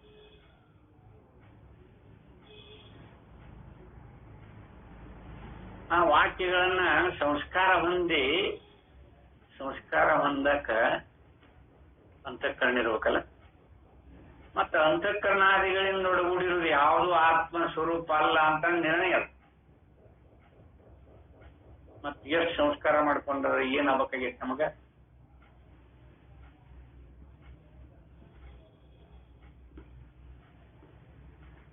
ಇದು ಸಾಮಾನ್ಯ ವಿಷಯ ಅಲ್ಲ. ಸ್ವಲ್ಪ ಸಾಧಕರಿಗೆ ಎಷ್ಟು ತೊಡರಾಗತ್ತೆ.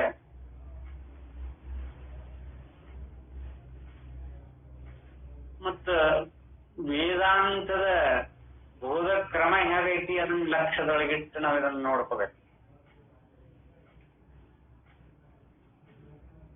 ನೇತ್ಯಾತ್ಮಕ ಐತಿ. ಯಾರು ಬೇಕಾದ್ರೆ ಅವ್ರು ವ್ಯಾಖ್ಯಾನಕಾರರಿರಲಿ, ಭಾಷ್ಯಕಾರರಿರಲಿ, ದಾರ್ಶನಿಕರಿರಲಿ, ಎಲ್ಲರೂ ಬೋಧ ಆತ್ಮಸ್ವರೂಪವನ್ನು ತಿಳಿಸ್ಬೇಕಾದ್ರೆ ನೇತ್ಯಾತ್ಮಕನ ತಿಳಿಸ್ಯಾರ. ಅದಕ್ಕೆ ಇದನ್ನ ಅಧಿಕಾರಿ ವರ್ಗಗಳಿಗೆ ಅನುಕೂಲ ಆಗಲಿ ಅನ್ನೋದಕ್ಕೆ ಹೇಳಿದ್ರೆ ವಿನ ಯಥಾರ್ಥವಾಗಿ ಇದರ ಸ್ವರೂಪ ಯಾಗೈತಿ ನೋಡ್ಕೊಳ್ರಿ ಅಂತ ಹೇಳ್ತಾರ. ಅದಕ್ಕೆ ವಿಧಿ ಇಲ್ಲದೆ ಇರುವವನು ಏನು ಸ್ವೇಚ್ಛಾಚಾರಿಯಾಗಿ ಮನಸ್ಸಿಗೆ ಬಂದಂಗೆ ತಿರ್ಗಾವ. ಅವ್ನು ಸಾಧಕ ಅನ್ನೋದೇ ಇಲ್ಲಲ್ಲ. ಮೊದ್ಲ ಸಾಧಕ ಅಂತಾರೆ ಅಂತವಳು. ಅವಾಗ ಆತ್ಮ ಅನಾತ್ಮ ಇವುಗಳ ವಿವೇಕನ ಇಲ್ಲ. ಅವನೇ ಸ್ವೇಚ್ಛಾಚಾರಿ. ಆತ್ಮ ಸ್ವರೂಪವನ್ನ ಅನಾತ್ಮ ಅಂತ ಐತೆ ಅಂತ ತಿಳ್ಕೊಂಡವನ ವಿಚಾರಿ ಸ್ವರೂಪದಲ್ಲಿ ಅಂತ ಹೇಳ್ತಾರ ನೋಡಿ. ಅಂತಾನೆ ಸ್ವೇಚ್ಛಾಚಾರಿ ಅಂತ ಕರೆದು ಮನಸ್ಸಿಗೆ ಬಂದದ್ದ ಮಾಡೋದು. ನಮ್ಮ ಕಡೆಗೆಲ್ಲ ಒಂದು ಗಾಳಿ ಉಂಟಲ್ಲ, ಅರಣ್ಯ ಮುಂದೆ ಮಗ ರಾಜಕುಮಾರ. ಅವನು ಹೇಳೋರಿಲ್ಲ ಕೇಳೋರಿಲ್ಲ, ಅವ್ನು ಮಾಡಿದ್ದ ಮಾಪಿ ತೆಗೆದುಕೊಂಡು ವ್ಯವಹಾರದೊಳಗೆ. ಈ ಶ್ರವಣ ಮನನ ನಿಧಿಧ್ಯಾಸನ ಅನ್ನೋದು ಅಂತಃಕರಣಾದಿಗಳ ಧರ್ಮವೇ ವಿನ ವ್ಯವಹಾರವೇ ವಿನ ಅದನ್ನ ಯಾಗ ಪ್ರಯೋಜನ ಹೊಂದಬೇಕು ಅನ್ನುವಂಥದ್ದು. ಮತ್ತು ಇವೆಲ್ಲವೂ ಅಹಂ ಪ್ರತ್ಯಯದಲ್ಲೇನೆ ಇದ್ದುಕೊಂಡಿರುವಂತಹದ್ದು. ಈ ಅಹಂ ಪ್ರತ್ಯಯವು ನಮ್ಮ ಸ್ವರೂಪಕ್ಕೆ ವಿಷಯ ಆಗಿರೋದ್ರಿಂದ ಇದು ಯಾವುದು ಅಲ್ಲ ಅಂತ ಶ್ರವಣ ಸಮಕಾಲದೊಳಗೆ ನಿಶ್ಚಿತ ಮಾಡ್ಕೊತಾನ. ಅವ ಉತ್ತಮಾಧಿಕಾರಿ, ಅವ ಶ್ರವಣ, ಅವ ನಿಜವಾಗಿ ಯಥಾರ್ಥವಾಗಿ ಶ್ರವಣ ಮಾಡ, ಇಲ್ಲ ಅಂದ್ರೆ ಅಲ್ಲ. ಆದ್ದರಿಂದ ವಾಕ್ಯಾರ್ಥವನ್ನು ಅನುಭವಕ್ಕೆ ತಂದುಕೊಳ್ಳುವುದಕ್ಕಾಗಿ ಪ್ರಸಂಖ್ಯಾನವನ್ನು ಮಾಡಬೇಕು ಎಂಬುದು ಶಾಸ್ತ್ರದ ತಾತ್ಪರ್ಯವೆಂದು ಕಲ್ಪಿಸುವುದು ಯುಕ್ತವಾಗಿದೆ. ಎದಕ್ಕೆ ಹೇಳಿದವರು? ವಾಕ್ಯಾರ್ಥವನ್ನು ಅನುಭವಕ್ಕೆ ತಂದುಕೊಳ್ಳುವುದಕ್ಕಾಗಿ ಶ್ರವಣ ಮನನ ನಿಧಿಧ್ಯಾಸನ ಮಾಡ್ಕೋದು. ಶ್ರವಣ ಮಾಡುವ ಕ್ರಮ ಗೊತ್ತಿಲ್ಲದ ಸುಮ್ಮನೆ ಶಬ್ದ ಕೇಳೋದು, ಅದಕ್ಕೆ ಅರ್ಥ ತಿಳ್ಕೊಳ್ಳೋದು, ಮುಂದೆ ಸಾಗೋದು ಅಂದ್ರೆ ಈ ಬುದ್ಧಿ ನಮ್ಮನ್ನು ಮುಂದಕ್ಕೆ ಬಿಟ್ಟು ಕೊಡುದಿಲ್ಲ. ನನ್ನ ಚಿತ್ತಕ್ಕ ಸಂಸ್ಕಾರ ಆಗೈತ್ರಿ, ಆ ಶಬ್ದ ಸಂಸ್ಕಾರ ಆಗೈತಿ ನನಗೆ, ಅಷ್ಟು ಸಾಕು. ಅದಕ್ಕೆ ಉಪದೇಶ ಮಾಡಕ್ ಅಷ್ಟು ಸಾಕು. ಆತ್ಮಾನುಭವ ಕಂಡುಕೊಳ್ಳಕ ಅದು ಸಾಲುವುದಿಲ್ಲ. ಪಂಡಿತ ಆಗ್ಬೋದವ, ಶಬ್ದಾದಿಗಳ ಸಂಸ್ಕಾರ ಭರಿತನಾಗಿ ಯಾವ ಶಬ್ದ ಕೇಳಿದ್ರು ಅದಕ್ಕೆ ಅರ್ಥವತ್ತವಾಗಿ ಅರ್ಥವನ್ನ ಪ್ರತಿಪಾದನೆ ಮಾಡುವಂತ ಯೋಗ್ಯತೆ ಪ್ರತಿಪಾದನೆ ಮಾಡ್ಕೊಂಡಿರ್ತಾನೆ ನಾವು ಪಂಡಿತ. ಬ್ರಹ್ಮಜ್ಞಾನಿ ಆಗ್ಲಿಕ್ಕೆ ಸಾಧ್ಯನೇ ಇಲ್ಲ. ಅವನ ಚಿತ್ತ ಅಷ್ಟು ಪರಿಪಕ್ವವಾಗಿ ಶಬ್ದ ಸಂಸ್ಕಾರಕ್ಕೆ ಅರ್ಥರೂಪವಾಗಿ ಸ್ಮೃತಿ ಪಟಲವನ್ನು ಇಟ್ಕೊಂಡ್ಬಿಟ್ಟಿರ್ತವೆ. ಇದೆಲ್ಲ ಅಂತಃಕರಣ ಧರ್ಮನ ಇದು.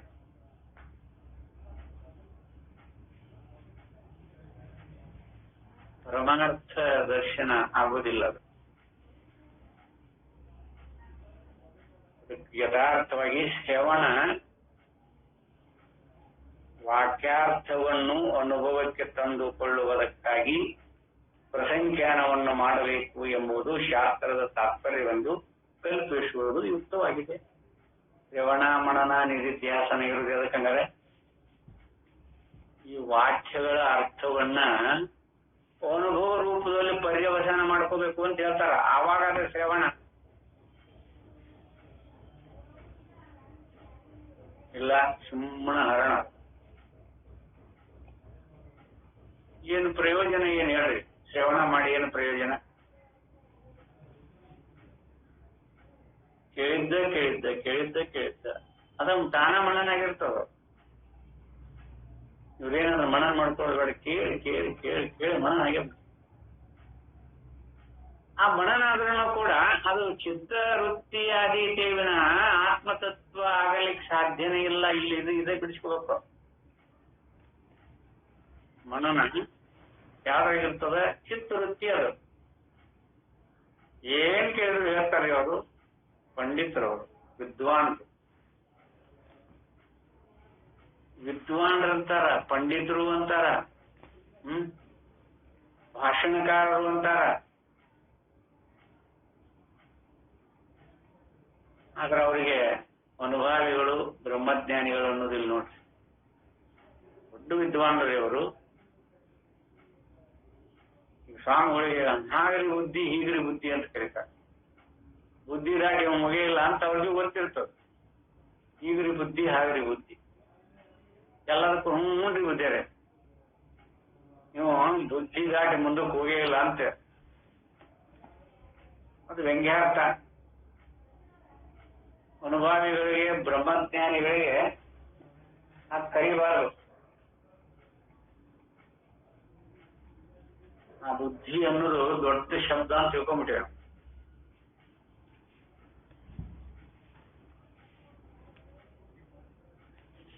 ಬುದ್ಧಿ ಅನ್ನೋದು ದೊಡ್ಡ ಶಬ್ದ ಅಂತ ತಿಳ್ಕೊಂಡ್ಬಿಟ್ಟೇವೆ ನಾವು. ಹಾಗರಿ ಬುದ್ಧಿ ಹೀಗರಿ ಬುದ್ಧಿ ಅಂತಂತಾರ.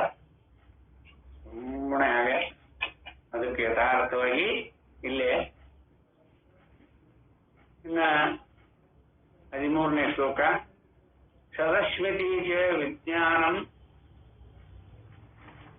ಅಕ್ಷಯೋ ಬಾಧತೆ ಧ್ರುವಂ ಶಬ್ದೋತ್ತಮ್ ದೃಢ ಸಂಸ್ಕಾರೋ ದೋಷೈಶ್ಚ ಅಕೃಷ್ಯತೆ ವಹಿ.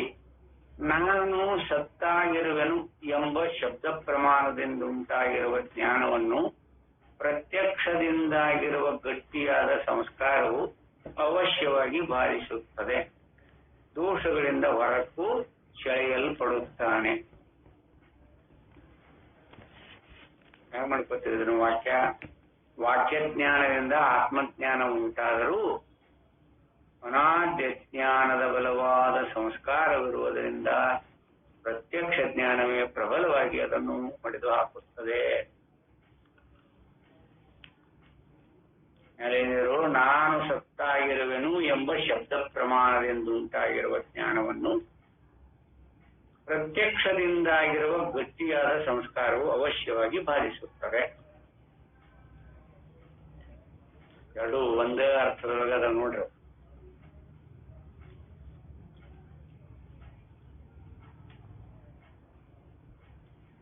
ಅವನು ಸತ್ಯ ಸ್ವರೂಪನಾಗಿದ್ದ ಅಂದ್ರ ನಾನು ಸತ್ಯ ಸ್ವರೂಪನಾಗಿರುವೆನು ಅನ್ನುವಂಥದ್ದು ಅವನ ಅನುಭವದೊಳಗೆ ನಿಲ್ಲುವುದಿಲ್ಲ, ಅವನು ಹೇಳಿಕೆ ಬರುವುದೂ ಇಲ್ಲ. ಅದ್ರ ಹಿಂದೆ ನಾನು ಎಷ್ಟು ಅಂದ್ರೆ ಹೇಳಿ ಬರ್ತದ ನೋಡಿ. ಅವನು ಪರಬ್ರಹ್ಮನ ಸ್ವರೂಪನಾದ ಅಂದ್ರ ಅದಕ್ಕನ ಹಿಂದೂ ಹೇಳ್ಕೊಂಡ ನೋಡಿ, ನಾನು ಸದ್ಬ್ರಹ್ಮನು. ಹಂಗೆ ಹೇಳಿ ಬರ್ತದೆ, ನಾನು ಸದ್ಬ್ರಹ್ಮನು ಅಂತ. ಇಲ್ಲಿ ತನಕ ನನಗೆ ಬ್ರಹ್ಮ ತತ್ವ ಗೊತ್ತಾಗಿದ್ದಿಲ್ಲ. ಅದಕ್ಕಿಂತ ಮೊದಲ ನಾನು ನನ್ನ ಅಂತಃಕರಣ, ನನ್ನ ಇಂದ್ರಿಯ, ಶರೀರಾದಿಗಳನ್ನ ಇಟ್ಕೊಂಡಿದ್ದೆ. ಈಗ ಸದ್ರೂಪನಾಗಿರುವಂತಹ ಬ್ರಹ್ಮದ ಅಸ್ತಿತ್ವವನ್ನ ನಾನು ಕಂಡುಕೊಂಡೇನಿ ಅಂತ ಹೇಳಾಕ ಬರ್ತತಿ.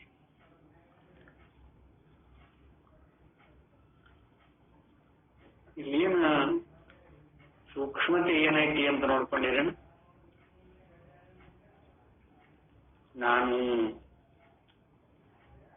ನಾನು ಅಹಂ ಪ್ರತ್ಯಯ ಜ್ಞಾನ ಅದು ನಾನು.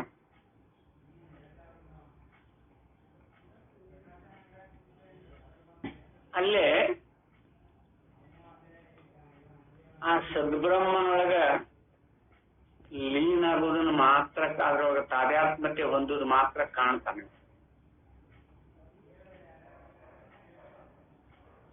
ಯಾವಾಗ ಸದ್ಬ್ರಹ್ಮ ಸ್ವರೂಪ ಸಾಕ್ಷಾತ್ಕಾರ ಮಾಡಿಕೊಳ್ಳುವ ಪರ್ಯಂತರ, ಅದರೊಳಗೆ ಸಾಧಕನಾಗಿ ಪ್ರವೇಶ ಆಗುವ ಪರ್ಯಂತರ, ಆ ಸದ್ಬ್ರಹ್ಮನೊಳಗೆ ತಾದಾತ್ಮ್ಯತೆ ಹೊಂದಾಗ ಅಲ್ಲೇ ನಾನು ಸದ್ಬ್ರಹ್ಮ ಅನ್ನುವ ವ್ಯವಹಾರ ಉಳಿದುಕೊಳ್ಳುವುದಿಲ್ಲ. ಉಳಿತಿ ತೆಗ್ತೀರೇನ? ಎಲ್ಲಿ ತನಕ ಯಾತ್ರೆ ಇರ್ತೀರಿ ಅಲ್ಲಿ ತನಕ ಪ್ರಪಂಚ ಇರ್ತೈತಿ. ನಿಂತ್ರಿ ತೆಗು ಪ್ರಪಂಚ ಐತ್ರಿ ಅಂತ ಸಿದ್ಧ ಮಾಡ್ರಿ ನೋಡೋಣ ಬರುತ್ತೇನೋ. ಹಾಗನದು ಅಲ್ಲಿ ತಾದಾತ್ಮ ಹೊಂದಿಬಿಡ್ತಾನೆ ಈ ಪರಮಾತ್ಮರು. ಅಲ್ಲೇ ಆ ತಾದಾತ್ಮವಂತನ ಅದು ಗೊತ್ತಾಗುದಿಲ್ಲ ನಮಗೆ. ಯಾಕೆ ಗೊತ್ತಾಗುದಿಲ್ಲ ಅಂದ್ರೆ ಅದು ನಮ್ಮ ಸ್ವರೂಪದೊಳಗೆ ನಿಂತಾಗ ಏನೊಂದು ಇರುವುದಿಲ್ಲ. ಏನಾರ ಐತಿ ಅಂದ್ರೆ ಅದು ಸ್ವರೂಪ ಅಲ್ಲ ನೋಡ್ರಿ. ನನಗೆ ಹಂಗಾತು ಹಿಂಗಾತು, ನನಗೆ ಜ್ಯೋತಿ ಕಾಣ್ತು, ಚತುರ್ಭುಜ ರೂಪದಿಂದ ವಿಷ್ಣು ಶಂಕು ಚಕ್ರ ಗದಾ ಸಹಿತ ನಾನು ನೋಡಿದೆ, ಅದು ನಮ್ಮ ಆತ್ಮ ಸ್ವರೂಪ ಅಲ್ಲ, ಅದು ಬ್ರಹ್ಮ ತತ್ವ ಅಲ್ಲ. ಏನಾದ್ರೂ ಆಕಾರ ರೂಪ ಕಂಡಿತು, ಅದು ಶ್ರವಣ ಸಮಕಾಲದಾಗ ಇರ್ಬೋದು, ಮನನದೊಳಗ ಇರ್ಬೋದು, ನಿಧಿಧ್ಯಾಸನದೊಳಗಾರ ಇರ್ಬೋದು. ಏನಾರ ಕಾಣಿತು ಅಂದ್ರೆ ಅದು ಅಂತಃಕರಣಾದಿಗಳ ಧರ್ಮವು.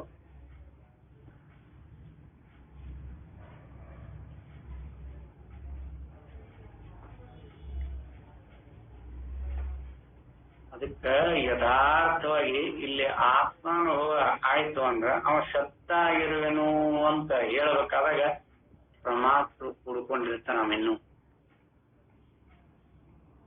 ಅವ ನಮ್ಮ ಸ್ವರೂಪದೊಳಗ ನಿಂತಾಗ ಇವು ಏನು ಹೇಳಿಕ್ ಬರುದಿಲ್ಲ. ನಾನು ಅನ್ನೋದಿಲ್ಲ, ನಂದು ಅನ್ನೋದಿಲ್ಲ, ಯಾವ್ದೊಂದು ಇರುವುದಿಲ್ಲ. ಅವಾಗ ನಾ ಸತ್ಯನಾಗಿರುವೆನು ಅಂತ, ಯಾವ್ದನ್ನ ಸತ್ತಾಗಿರುವೆನು ಅಂತ ಯಾವ್ದರಿಂದ ಹೇಳ್ತಾನವ? ಹೇಳಕ್ಕಿಲ್ಲ ಇಲ್ಲ. ಆದ್ರೂ ಇದು ಶಬ್ದ ಪ್ರಮಾಣದಿಂದ ಉಂಟಾಗಿರುವ ಜ್ಞಾನವನ್ನು ಪ್ರತ್ಯಕ್ಷದಿಂದಾಗಿರುವ ಗಟ್ಟಿಯಾದ ಸಂಸ್ಕಾರವು ಅವಶ್ಯವಾಗಿ ಬಾಧಿಸುತ್ತದೆ.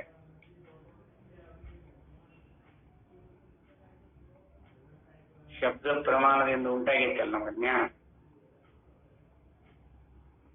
ಅದು ಪ್ರತ್ಯಕ್ಷದಿಂದ ಆಗಿರ್ಬೋದು, ಅನುಮಾನದಿಂದ ಆಗಿರ್ಬೋದು, ಶಬ್ದದಿಂದ ಆಗಿರ್ಬೋದು, ಮೂರ ಪ್ರಬಲ. ಉಪಮಾನ, ಉಪಲಬ್ಧಿ, ಅನುಪಲಬ್ಧಿ ಅಂತ ಏನದವಲ್ಲ ಅವು ಇದ್ರೊಳಗ ನಡಕಕ್ಕವ.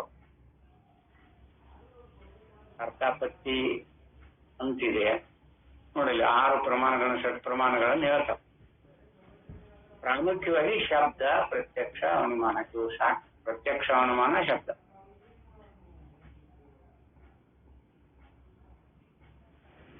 ಇಲ್ಲೇ ಯಥಾರ್ಥವಾಗಿ ಅಂದರೆ ನೋಡಿ, ಬರೀ ಸತ್ತಾಗಿರುವನು. ಅಲ್ಲಿ ಏನು ಅಂತಾನ, ನಾನು ಸತ್ತಾಗಿರುವೆನು, ನಾನು ಹಿಡ್ಕೊಂಡಾಗನ ನಾ ಸತ್ತಾಗಿರುವೆನು ಅನ್ನೋದು ಶಬ್ದ ಪ್ರಮಾಣದಿಂದ ಉಂಟಾಗಿರುವ ಜ್ಞಾನವನ್ನು ಪ್ರತ್ಯಕ್ಷದಿಂದಾಗಿರುವ ಗಟ್ಟಿಯಾದ ಸಂಸ್ಕಾರವು ಅವಶ್ಯವಾಗಿ ಬಾಧಿಸುತ್ತವೆ. ದೋಷಗಳಿಂದ ಹೊರಕ್ಕೂ ಸೆಳೆಯಲ್ಪಡುತ್ತಾನೆ. ಇನ್ನು ತಿಳ್ಕೊಂಡವ ದೋಷಗಳಿಂದ ಹೊರಕ್ಕೂ ಸೆಳೆಯಲ್ಪಡುತ್ತಾನೆ. ಅದಕ್ಕೆ ವಾಕ್ಯ ಜ್ಞಾನದಿಂದ ಆತ್ಮಜ್ಞಾನ ಉಂಟಾದರೂ ಅನಾದ್ಯಜ್ಞಾನದ ಬಲವಾದ ಸಂಸ್ಕಾರವಿರುವುದರಿಂದ ಪ್ರತ್ಯಕ್ಷ ಜ್ಞಾನವೇ ಪ್ರಬಲವಾಗಿ ಅದನ್ನು ಹೊಡೆದು ಹಾಕುತ್ತದೆ. ಆದ್ದರಿಂದಲೇ ವಾಕ್ಯ ಜ್ಞಾನವುಳ್ಳವರಿಗೂ ರಾಗದ್ವೇಷಾದಿಗಳಿರುವುದೆಂಬುದು ಕಂಡುಬರುತ್ತದೆ. ವಾಕ್ಯದ ಜ್ಞಾನ ನಮಗೆ ರಾಗದ್ವೇಷಾದಿಗಳು ಹೋಗಿರುವುದಿಲ್ಲ. ಯಾಕ? ವಾಕ್ಯ ಜ್ಞಾನ ಆಗ್ಬೇಕಾದ್ರೆ ಅಂತಃಕರಣಾದಿಗಳಿಂದ ಒಳಗೂಡಿನ ಮಾಡ್ಕೋಬೇಕಲ್ಲ. ಶ್ರವಣನರ ಮಾಡ್ರಿ, ಮನನರ ಮಾಡ್ರಿ, ನಿಧ್ಯಾಸನ ಮಾಡ್ರಿ, ಅದಕ್ಕೆ ಅಂತಃಕರಣ ಪ್ರಬಲವಾಗಿ ಬೇಕು. ಅದು ಇರ್ಲಿಲ್ಲ ಅಂದ್ರೆ ಬರುವುದಿಲ್ಲ.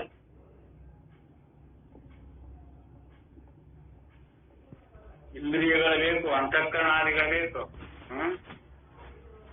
ಇದು ಯಾವ ನಮ್ಮ ಆತ್ಮ ಸ್ವರೂಪ ಅಲ್ಲ ಅಂತಾರೆ, ಹಿಂದ್ಗಡೆಯಿಂದನೇ ಹೇಳ್ತಾರೆ. ಮತ್ತೆ ಒಳ್ಳೆ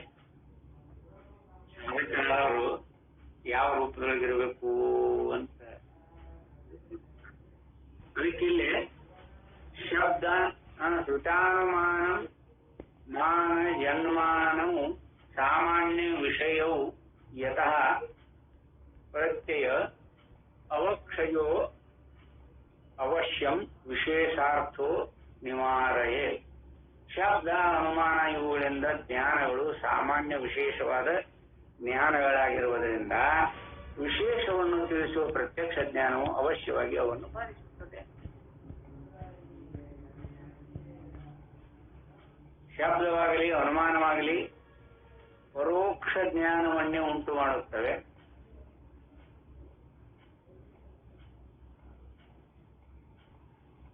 ಆ ಪ್ರತ್ಯಕ್ಷ ವಸ್ತುಗಳು ಇರ್ಬೇಕಂತ ಏನಿಲ್ಲಲ್ಲ ಶಬ್ದಕ್ಕೆ. ಈಗ ನದಿ ಅಂತ ನಾವಿಲ್ಲಿ ಹೇಳ್ತೇವೆ, ನದಿ ನಮ್ಮ ಮುಂದೆ ಇಲ್ಲ, ಹರದೇ ಇಲ್ಲ, ನಮ್ಮ ಕಣ್ಣಿಗೆ ಗೋಚರ ಆಗಿಲ್ಲ, ಅದು ಪರೋಕ್ಷದ. ಶಬ್ದವಾಗಲಿ ಅನುಮಾನವಾಗಲಿ, ಈಗ ಅನುಮಾನದಿಂದ ಹೊಗೆಯನ್ನ ತಂದು ಅಲ್ಲಿ ಬೆಂಕಿರಬೇಕು ಅಂತ ಅನುಮಾನ ಮಾಡ್ತೇವೆ ನೋಡು. ಆ ಬೆಂಕಿ ಅಲ್ಲಿ ಹೊಗೆ ಪ್ರತ್ಯಕ್ಷ, ಬೆಂಕಿ ಅನುಮಾನ ಪ್ರಮಾಣದೊಳಗೆ ಸಿದ್ಧವಾಗುವಂತ. ಅಲ್ಲಿ ವಸ್ತು ಇಲ್ಲ, ಕಣ್ಣಿಗೆ ಕಂಡಿಲ್ಲ. ಅದಕ್ಕೆ ಪರೋಕ್ಷ ಜ್ಞಾನವನ್ನೇ ಉಂಟು ಮಾಡುತ್ತವೆ. ಶಬ್ದ ಆಗಲಿ ಅನುಮಾನ ಆಗಲಿ ಇವು ಪರೋಕ್ಷ ಜ್ಞಾನವನ್ನೇ ಉಂಟು ಮಾಡ್ತವೆ, ನಮಗೆ ಪ್ರತ್ಯಕ್ಷ ಉಂಟು ಮಾಡೋದಿಲ್ಲ. ನಮಗೆ ಶಬ್ದರ ಇರ್ಬೋದು, ಅನುಮಾನರ ಇರ್ಬೋದು, ಅವು ಪರೋಕ್ಷ ಜ್ಞಾನವನ್ನೇ ಉಂಟು ಮಾಡುತ್ತವೆ. ಒಬ್ಬನು ತನಗೆ ಹೊಟ್ಟೆ ಶೂಲೆಯಾಗಿದೆ ಎಂದರೆ ನನಗೆ ಹೊಟ್ಟೆ ಬಂದದ ಅಂತ ಹೇಳ್ತಾನೆ. ನಮಗೆ ಆಗುವ ಹೊಟ್ಟೆ ನೋವಿನ ಹೊಟ್ಟೆ ಶೂಲೆಯ ಜ್ಞಾನದಂತೆ ಅದು ಶೂಲೆಯು ವಿಶೇಷ ರೂಪವನ್ನು ತಿಳಿಸುವ ಜ್ಞಾನವಾಗಿರುವುದಿಲ್ಲ. ನಮಗೆ ಬಂದಾಗ ಹೆಂಗಾಗಿರ್ತದನೋ ಅವ ಬೇಕಾದಷ್ಟು ವೇದನೆಯಿಂದೊಳಗೂಡಿ ಹೊಟ್ಟೆ ನೋವು ಬಂದದ ನನಗಂತ ಪರಿಪರಿಯ ರೂಪದೊಳಗೆ ಬೋಧ ಮಾಡಿದ್ರು ನಮಗದು ವಿಷಯ ಆಗುದಿಲ್ಲ. ಅದು ಪರೋಕ್ಷ, ನಮಗಾವುದೇ ಇಲ್ಲದು.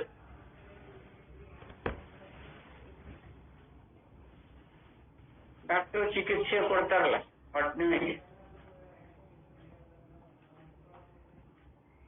ಅವ್ರಿಗೆ ಅದು ಗೊತ್ತಿಲ್ಲ ಹೊಟ್ಟೆ ನೋವು ಹ್ಯಾಂಗ ಇರ್ತತಿ ಅಂತ. ಅವ್ರಿಗೆ ಸರ್ ಒಂದ್ ಹೊಟ್ಟೆ ನೋವು ಬಂತಂದ್ರು, ನಾ ಇಲ್ಲಿ ಪರ್ಯಂತರ ಟ್ರೀಟ್ಮೆಂಟ್ ಕೊಡ್ತೀನಿ, ಹೊಟ್ಟೆ ನೋವು ಅಂದ್ರೆ ಹಿಂಗ ಇರ್ತತಿ ಅಂತ ಅವ್ರು ಅನುಭವ ಪಡ್ತಾರಲ್ಲ, ಅದು ಸ್ವಂತ ಅನುಭವ.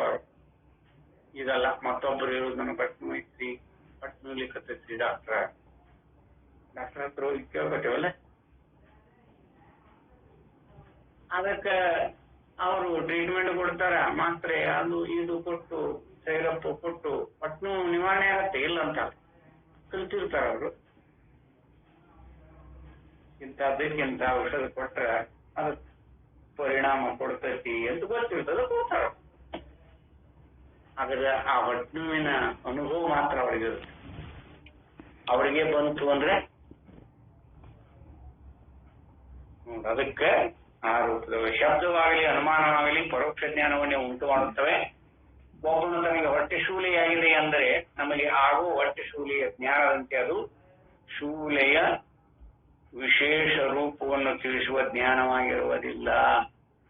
ಆದ್ದರಿಂದ ಒಂದೇ ವಿಷಯದಲ್ಲಿ ಶಬ್ದ ಜ್ಞಾನವು ಪ್ರತ್ಯಕ್ಷ ಜ್ಞಾನವು, ಆದರೆ ಪ್ರತ್ಯಕ್ಷವು ಶಬ್ದ ಜ್ಞಾನವನ್ನು ಹೊಡೆದಾಕುವುದು.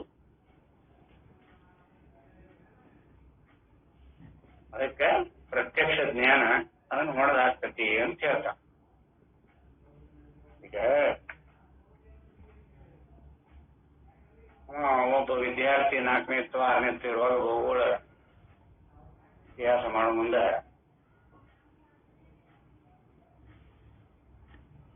ಜಪಾನದ ರಾಜಧಾನಿ ಟೋಕಿಯೋ ಅಂತ ಪುಸ್ತಕದಾಗ ಓದಿರ್ತೀವಿ. ಅದು ಪ್ರತ್ಯಕ್ಷ ಅಲ್ಲ, ನಾವೇನು ಜಪಾನಕ್ಕೆ ಹೋಗಿಲ್ಲ, ಅಲ್ಲಿ ಟೋಕಿಯೋ ನಗರನೂ ನೋಡಿಲ್ಲ, ಏನು ಗೊತ್ತಿಲ್ಲ. ಆದ್ರೂ ಅದು ಟೋಕಿಯೋ ಜಪಾನದ ರಾಜಧಾನಿ ಅಂತ ಗೊತ್ತು ಮಾಡ್ಕೊಂಡಿದ್ದೆ. ಅವ ಯಾವುದೋ ಸಾಫ್ಟ್ವೇರ್ ಇಂಜಿನಿಯರ್ ಏನೋ ಆಗಿ ಅವ ಕಂಪನಿ ಮಾಲಕ ಇಲ್ಲ, ನೀ ಟೋಕಿಯೋ ಹೋಗ್ಬಾರು ಅಂತ ಕಳಿಸಿದ. ಅಲ್ಲಿ ಅನೇಕ ಅವ್ರದ ಕಂಪನಿ ಅದ, ಆ ಕಂಪನಿ ಅಂತ ಅಲ್ಲಿ ಕಳಿಸಿದ. ಅಂದ್ರೆ ಅವಾಗ ಅವ್ನ ಟೋಕಿಯೋ ನೋಡ್ತಾನ, ನಾ ಹಿಂದ 5ನೇ ಅಥವಾ 6ನೇ ಇದ್ದಾಗ ಭೂಗೋಳ ಓದು ಮುಂದೆ ಜಪಾನದ ರಾಜಧಾನಿ ಟೋಕಿಯೋ ಅಂತ ಓದಿದ್ಯಾ ನೋಡ, ಸೂಚಿ ಮಾಡ್ಕೊತ. ಅಲ್ಲಿ ಅನುಮಾನ ಅವಾಗ ಓದಿದ್ದು ಅನುಮಾನದಿಂದ ಆ ಶಬ್ದ ಜ್ಞಾನ ಅದು ಪುಸ್ತಕದೊಳಗೆ ಶಬ್ದ ನೋಡ್ಕೊಂಡು ಅದನ್ನು ಮಾಡಿದ್ನಲ್ಲ. ಈಗ ಪ್ರತ್ಯಕ್ಷ ಅಂದ್ರೆ ಅದು ಬಾರಿ ಶುರು ಬಿಡ್ತೌದು ಶಬ್ದ ಜ್ಞಾನ ಹೀಗಿರ್ತದ. ಆದ್ದರಿಂದ ಅಲ್ಲೇ ಇನ್ನ 15, 16ನೇ ಶ್ಲೋಕದ ನಾಳಿನ ದಿವಸ ಇನ್ನೂ